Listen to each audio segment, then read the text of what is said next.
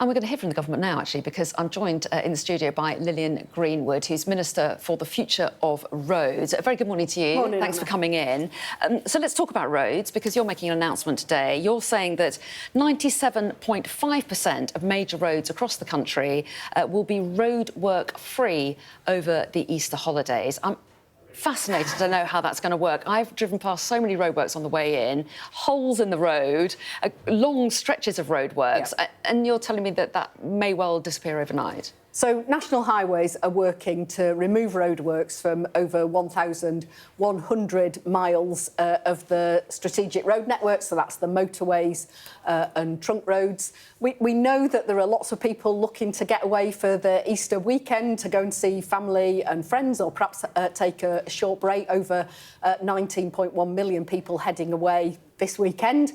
We want to make their journeys as smooth as possible. We want them not to face those long delays. So where National Highways can do, they're removing the roadworks. Now, of course, that isn't always possible. If they've got huge excavations or they've got site equipment on there, it's not always able to do that. But as far as possible, that's what they're trying to do. And of course, you know, that's only part of one of the things that we're doing to try to assist drivers. We're also investing our record £1.6 billion in fixing the roads, trying to get rid of those millions of potholes that people are incredibly frustrated by. And of course, the freeze on fuel duty is continuing to save people money this year. Well, yeah, you're talking about savings. You're saying that drivers could benefit from up to £500 of savings per year. Where do you get those figures from? So the RAC have told us that if someone hits a pothole that causes damage to their car that's more than a puncture, the average cost of fixing it is £460, which is eye-watering. And, you know, I talk to my constituents and many people tell me they've hit a pothole. That's precisely why we're investing this extra £500 million this year. That's enough to fix 7 million potholes. You're saying up to £500 of saving per year. So you're saying that most people have a major problem with hitting a pothole once a year. I mean, I haven't hit a pothole for about 10 years, and it was disappointing, I'll admit, but it's not a very common occurrence, is it? Well, unfortunately, it's all too common, Anna, because we've had more than 10 years of the Conservatives underinvesting in our road network. That's left it absolutely cratered with potholes. It's probably the biggest issue when I go out on the doorsteps and chat to people. They're really angry about the state of their local roads. And far too many people are hitting a pothole and finding they're having to fork out to get their car fixed. We're determined to do something about that. We know what an annoyance it is to drivers, how dangerous it is for cyclists and bikers and pedestrians. That's why we're investing.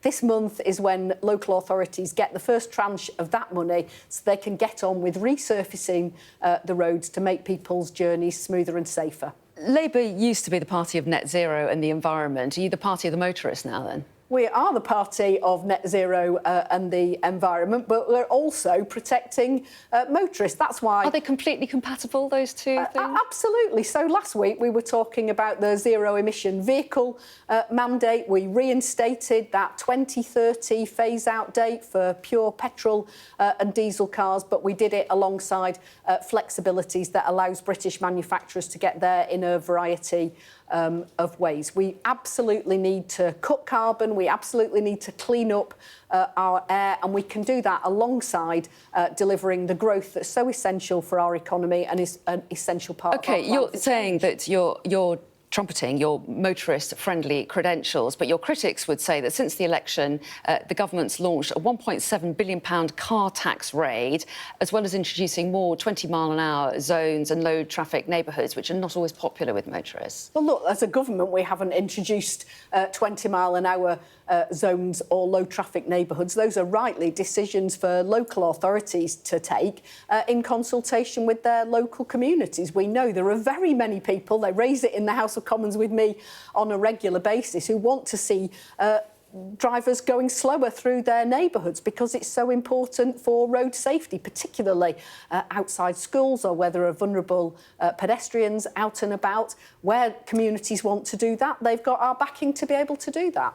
You say that you're trying to make the Easter getaway easier for everybody, but what about all those people who don't have a car and rely on the railways? Huge number of engineering works going on this weekend. I appreciate it's very frustrating, and obviously people will want to check ahead if they're travelling by train. The thing is, over a long bank holiday, it's one of those opportunities for Network Rail to get on the railway when there are fewer people travelling and do that vital engineering work. We know that our railways are not performing as well as they should be. People rightly complain about delays and cancellations, and upgrading the network is one of those things that's essential to making it fit for the future. And unfortunately, bank holidays are a good time for Network Rail to be on and doing that. Obviously, they keep it down to a minimum, but it's got to be done. OK, let's talk about some of the other issues around. The Financial Times is reporting that British and French governments are in talks about a migrant returns agreement. They're saying it would involve one person being deported from the UK in exchange for France sending another individual in our direction. What can you tell us about that?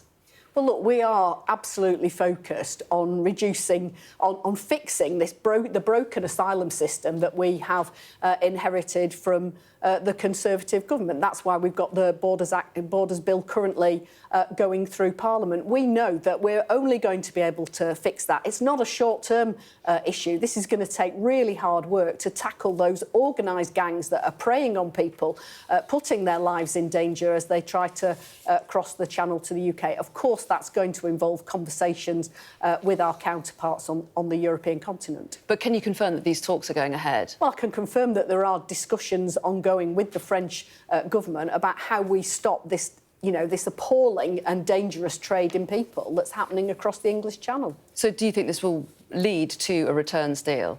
Well, we're absolutely focused on smashing those organised criminal gangs that are preying on people and causing them to make those dangerous attempt to make those dangerous crossings across the UK, across to the UK. We want to make sure that we are returning people, as we have been since the election, in record numbers. Where people don't have a right to be here, they need to be returned.